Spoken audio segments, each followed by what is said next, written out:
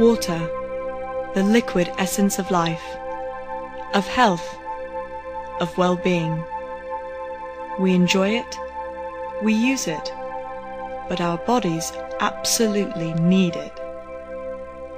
In fact, daily, it is the most important substance that we put in. Now to the water we drink. The Associated Press has published the findings of its investigation into the drinking water in 24 major metropolitan areas. What they found were trace amounts of pharmaceuticals. And while the amounts are minute and utilities insist the water supply is safe, some scientists are concerned. Here's Elizabeth Leamy.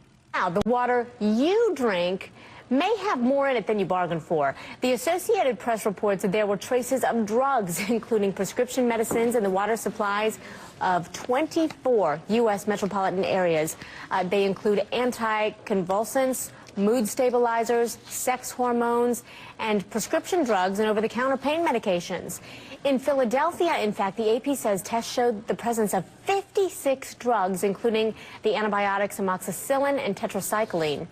Caffeine and codeine were among 7 drugs found in northern New Jersey water, and in Washington, water contains, among other things, small amounts of the painkillers ibuprofen and naproxen.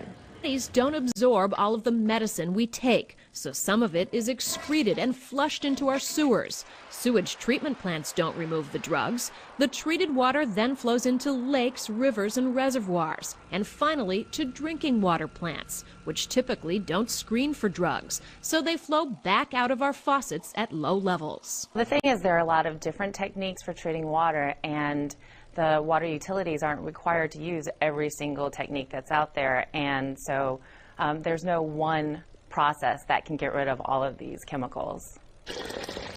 Most of our water comes from the underground aquifer, filtered through many feet of sand and rock. But Seminole County and others in Central Florida are gearing up to meet future demand.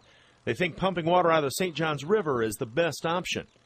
But some treated wastewater ends up in the St. Johns, and since our bodies often doesn't use up all the prescriptions we take, and because some people improperly flush old meds down the drain, it makes you wonder.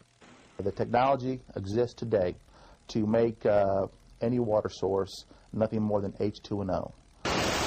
In fact, a Seminole County test water plant already did that successfully.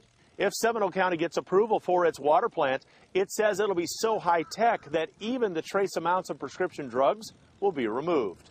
It's called reverse osmosis, which is technical talk for process that will remove those impurities, including pharmaceuticals, from the water.